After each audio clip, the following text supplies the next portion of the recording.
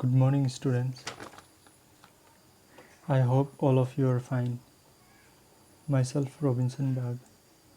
Today we will start the first chapter of Part B, that is Introduction to Economics and Statistics. Since Vicky sir had already explained the meaning of economics, so I will not repeat it again. Today in this video, I will explain the origin of statistics, meaning of statistics, and stages of statistical method.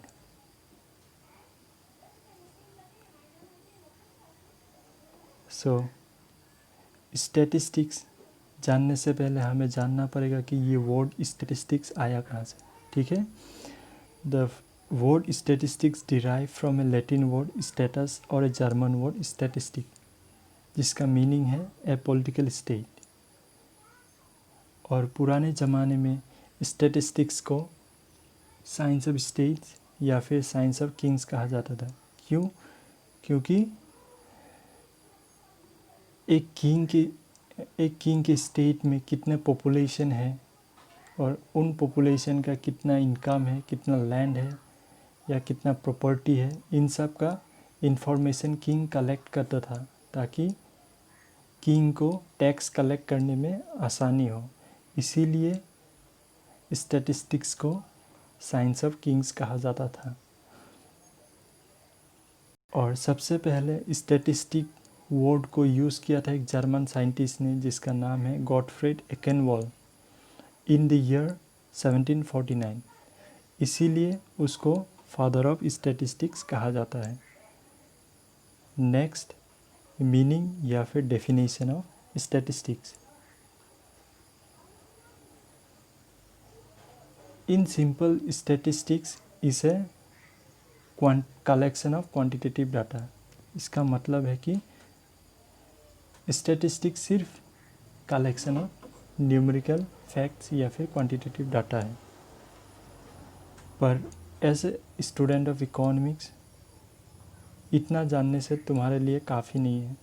तुम्हें इससे और ज़्यादा जानना पड़ेगा कि quantitative data आया कहाँ से, उसको कैसे कलेक्ट किया गया, इसका सोर्स क्या है, ये सब जानना पड़ेगा. ठीक है. इसीलिए स्टैटिस्टिक्स को दो सेंस में भाग किया गया है. एक है प्लूरल सेंस, दूसरा है singular sense. In plural sense statistics is defined as statistics are numerical statement of facts in any department of inquiry placed in relation to each other. इसका मतलब है कि स्टैटिस्टिक्स को न्यूमेरिकली एक्सप्रेस होना पड़ेगा और ये किसी भी डिपार्टमेंट पे इसका इंक्वायरी होना पड़ेगा, फिर ये इजीली कंपेरेबल होना पड़ेगा.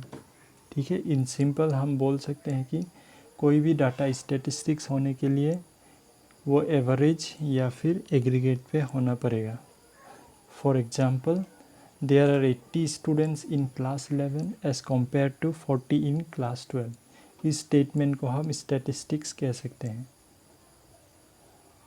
और या फिर ए काउ हैज़ 4 लेग, इस स्टेटमेंट को हम स्टैटिस्टिक्स नहीं कह सकते क्योंकि ये सिर्फ उस काउ के बारे में इंफॉर्मेशन दे रहा है और ये कंपेरेबल भी नहीं है. ठीक है.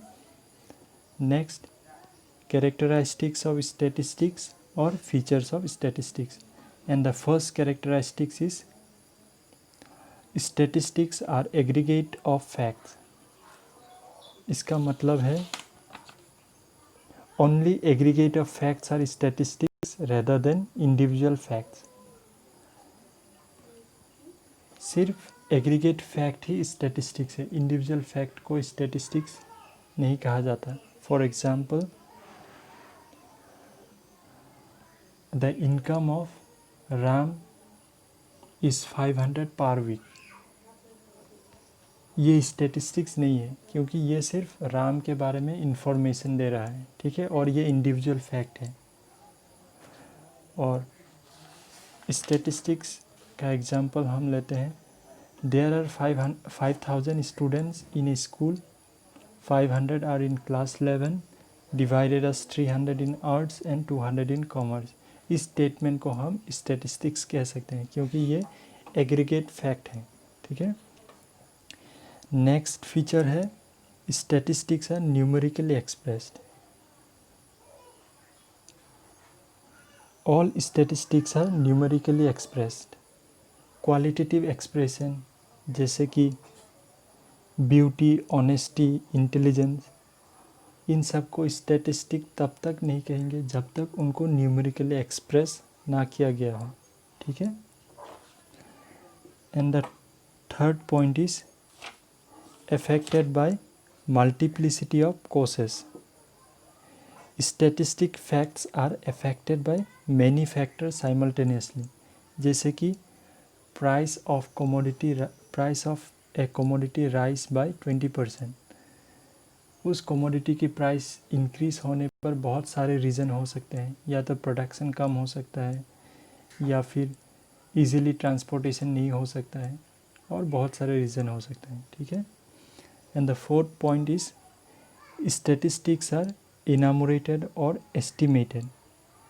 Statistics are numerical statements which can either be enumerated or estimated by the experienced observer.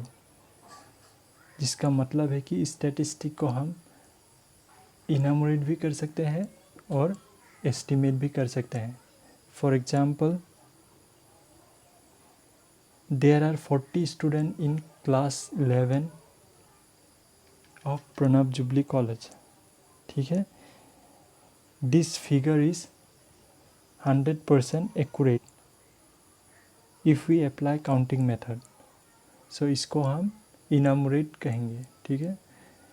और एस्टिमेट का एग्जाम्पल है, सपोज़ कोई सेलिब्रिटी आया, एक स्टेज शो किया, और उसमें कितने लोग अटेंड किए उसको हम एक्यूरेटली नहीं बोल सकते, तो हम उसको अंदाज़ा से बोल सकते हैं कि the stage show was attended by 10,000 people, या फिर 10,000 people were estimated to attend the stage show. इसको हम बोलते हैं एस्टिमेशन। ठीक है। नेक्स्ट है collected in a systematic manner. Statistics should be collected systematically in a plain way. हमें डाटा कलेक्ट करने से पहले अच्छी तरीके से प्लानिंग करना पड़ता है, ताकि डाटा एक सिस्टेमेटिकली कलेक्ट हो और उसका बाद में कंक्लूजन ड्रॉ करने में आसानी हो। ठीक है। And the sixth point is statistics are collected for a definite purpose. So हम ऐसे डाटा नहीं कलेक्ट करते। डाटा कलेक्ट करने के पीछे कोई डेफिनेट रीज़न या फिर स्पेसिफाइड रीज़न होना पड़ेगा। ठीक है। And the last point is statistics should be comparable. कोई भी स्टैटिस्टिकल फैक्ट ईजिली कंपेरेबल होना चाहिए। Next is statistics in singular sense. Statistics means statistical methods. ठीक है। It is defined as collection, presentation, analysis and interpretation of numerical data. इसका मतलब है कि स्टैटिस्टिक्स जितने भी प्रोसेस है स्टैटिस्टिकल डाटा को कलेक्ट करने में, उसी को स्टैटिस्टिक्स कहा जाता है। जैसे कि कलेक्शन हो, प्रेजेंटेशन हो, एनालिसिस हो, या फिर इंटरप्रिटेशन हो। ठीक है। नेक्स्ट है तुम्हारा स्टेजेस और मेथड्स ऑफ स्टैटिस्टिकल स्टडी। यहाँ पर 5 मेथड है, और ये मेथड सिस्टेमेटिकली होना पड़ेगा, 1 by 1।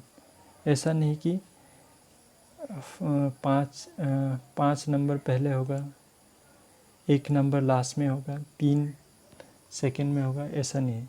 पूरा ये मेथड सब पूरे सिस्टेमेटिकली होना पड़ेगा। ठीक है। पहले and the first method is collection of data.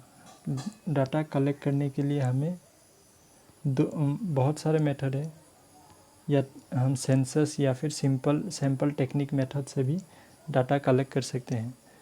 उसके बाद हम करेंगे ऑर्गेनाइजेशन ऑफ डाटा।